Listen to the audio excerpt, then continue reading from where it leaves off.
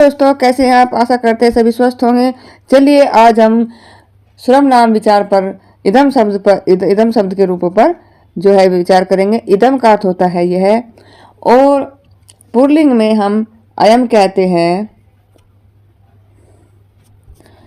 और स्त्रीलिंग में हम इयम कहते हैं। इयम।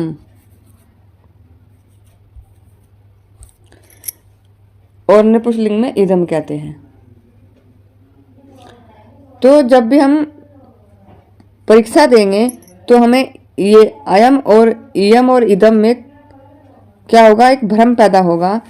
तो हम ये से ध्यान रखेंगे कि जो ए है, ऐसे आम जो है ना, ये पुल्लिंग का बोध कराता है।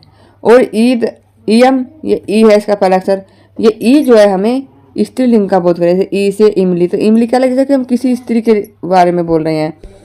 और आम जैसे किसी पुल्लिंग का बोध होता है। तो ये जो इनके पहले पहले अक्षर है ए और ई, इनसे हम जो है अपने स्त्रीलिंग और पुल्लिंग का कन्फ्यूजन दूर करेंगे परीक्षा हाल में। चलिए अब हम इसके एक वचन को पढ़ते हैं। अयम अयम इमम अनेन अस्मै अस्मात् अस्य अस्मिन्। अयम इमम अनेन अस्मै अस्मात् अस्य अस्मिन्। देखिए ये सात है।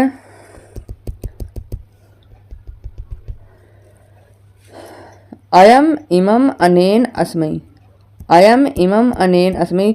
मेरे साथ साथ बोलिए और खुद जहाँ भी बैठे, जिस भी हालत में बैठे इसी तरह बैठे, क्योंकि परीक्षा हमारे नज़दीक है। और हम जो है 8 दिनों में अपने पूरे सर्वनाम एकदम कंठस्थ कर लेंगे। देखिए अयम इमम अनेन अस्मै, अयम इमम अनेन अस्मै, अयम इमम अनेन अस्मै, अयम इमम अनेन अस्मै। इन चारों को एक बाउंड्री में रखो। बचे 3 नीचे के। अस्मात् अस्य अस्मिन्। अब जो देखने वाली बात है, एक वचन में 1 2 3 4 क्या है, 4 हलंत हैं। एक वचन में अयम इमम अस्मात् और अस्मिन्, 4 क्या हैं, ये हलंत हैं।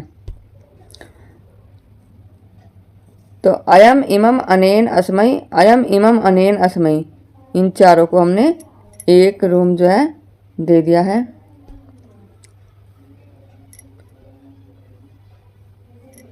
अयम इमम अनेन अस्मै। और ये जो 3 नीचे के बचे छोटे, इनको अलग रख दिया। अस्मात् अस्य अस्मिन्, अस्मात् अस्य अस्मिन्, अस्मात् अस्य अस्मिन्। ठीक है, अब आते हैं हम द्विवचन में। इमो इमो, इमौ इमौ, आभ्याम आभ्याम आभ्याम, अनयो अनयो। इमो इमो, आभ्याम आभ्याम, अनयो अनयो। इमो इमो, आभ्याम आभ्याम, अनयो अनयो। देखिए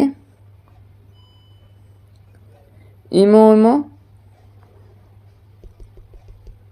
ये जो इमो इमो होता है ये वाला,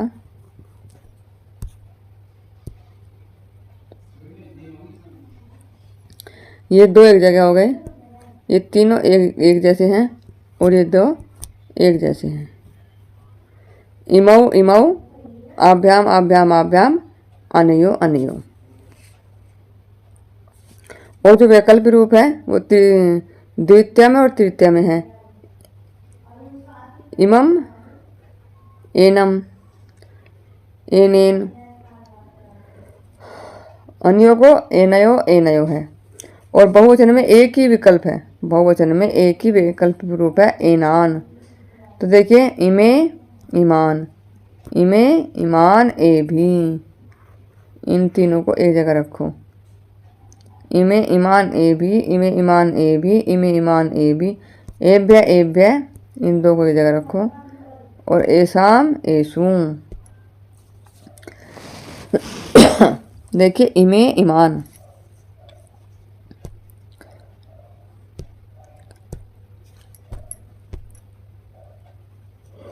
ये जो इमे ईमान है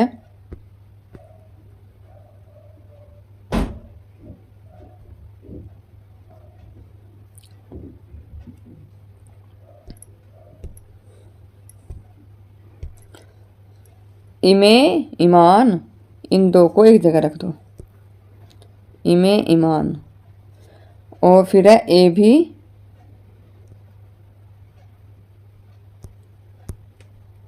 फिर है एभ्य एभ्य, और एसाम एसु।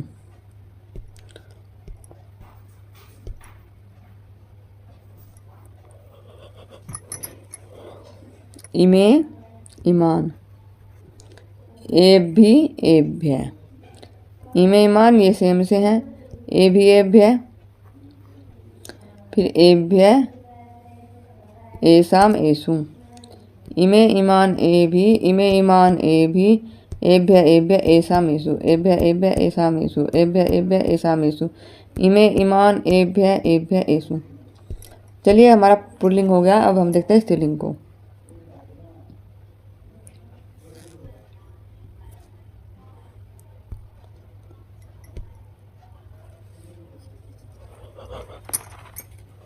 ये स्त्रीलिंग है तो इसे करेंगे हम, ये इदम शब्द का स्त्रीलिंग है, इसे हम इसको पहचान लेंगे। इयम ईमान अनया अस्मै, इमम ईमान अनया अस्मै, इयम ईमान अनया अस्मै, इमम ईमान अनया अस्मै, अस्या अस्या अस्मिन्, इमम ईमान अनया अस्मै, इमम ईमान अनया अस्मै, इमम इमाम अनया अस्मै। ये चतुर्थी तक जो है एक जगह रखेंगे, इमम ईमान अनया अस्मै, इयम इमाम अनया अस्मै। उसके बाद पंचमी षष्ठी और सप्तमी, अस्या अस्या अस्या अस्या अस्याम, अस्या अस्या अस्याम। देखिए पंचमी में अस्या अस्या, षष्ठी में भी अस्या, और सप्तमी में क्या है अस्याम। इसके बाद देखिए द्विवचन, इमे इमे सेम है, इमे इमे, आभ्याम आभ्याम, फिर है अनियो अनियो। द्विवचन सबसे आसान होता है, इमे इमे, आभ्याम आभ्याम आभ्याम, अनयो अनयो। उसके बाद देखिए आप बहुवचन, इमा इमा, इमा इमा, आभि आभ्य आभ्य, आसाम आसु, इमा इमा आभि आभ्य, इमा इमा आभि, इमा इमा आभि आभ्याम, इमा इमा आभि आभ्याम, इमा इमा आभि आभ्य आभ्य, आसाम आसु, इमा इमा आभि, इमा इमा आभि आभ्य आभ्य, आसाम आसु, इमा इमा ए आभि, इमा इमा आभि आभ्य आभ्य, आसाम आसु।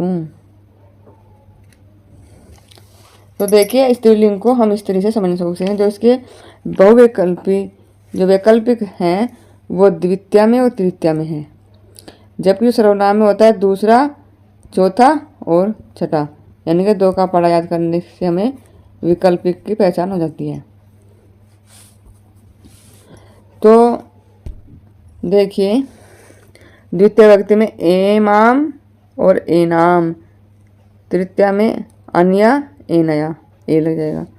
फिर आता है षष्ठी सप्तमी में एनयो एनयो, एनयो एनयो, और बहुवचन में एक जगह आता है एना, इमा इमा या इमा एना एभी, इमा इमा एभी एभ्य एभ्य, आसाम आसु।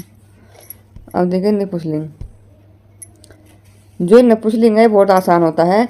इसमें क्या होता है, ऊपर की 2 लाइन होती है, इदम इमे इमानी, इदम इमे इमानी, और शेष पुल्लिंग के साथ है अनेन अस्मै यस्मात् तस्मिन्, आभ्याम आभ्याम, अनयो अनयो, फिर एभी एभ्य एभ्य, एसाम एसु। जो नपुंसकलिंग होता है, नपुंसकलिंग हमेशा जो प्रथमा और द्वितीया एक जैसी होती है, इदम इमे इमानी, इदम इमे इमानी। तृतीय चलेगा पुल्लिंग के समान, अनेन अस्मै अस्मात् अस्य अस्मिन्, अनेन अस्मै अस्मात् अस्य अस्मिन्। और आभ्याम आभ्याम आभ्याम अनयो अनयो, एभि एभ्य एभ्य एसाम एषु। जितना हम इनका विजन करेंगे उतना ये हमारे मन मस्तिष्क में सेव हो जाएंगे, बस जाएंगे। तो ये इदम शब्द है, हमें सबसे पहले ध्यान रखना है कि इसकी प्रथमा और द्वितीय भक्ति एक समान होती है। कैसे? इदम इमे इमानी, इदम इमे इमानी। और जो तृतीया से सप्तमी तक के शेष रूप बचते हैं, वे शेष रूप जो हैं क्या है? पुल्लिंग के समान चलते हैं, आभ्या आभ्या आभ्या अनयो अनयो। फिर एभि एभ्य एभ्य एसाम एषु, किसके समान चलते हैं ये? पुल्लिंग के समान। तो यदि हमें पुल्लिंग याद करें, नपुंसकलिंग हमारे फ्री में याद हो जाएगा। तो अब देखिए दोस्तों, यदि आपको धातु रूप पढ़ने हैं और विशेषकर सर्वनाम विचार को हम पढ़ाना स्टार्ट करेंगे, देखिए हर सब रूप को खुद से लिखो और लिखकर उसे यूट्यूब पर पढ़ाने की कोशिश करो, क्योंकि हमारे पास विद्यार्थी तो है नहीं, लेकिन हम सही बोलेंगे। जब हम कई बार रिपीट करेंगे पढ़ाने के लिए तो हमारी तैयारी भी होगी और हमें क्वेश्चन अच्छे से बन सकेगा। धन्यवाद।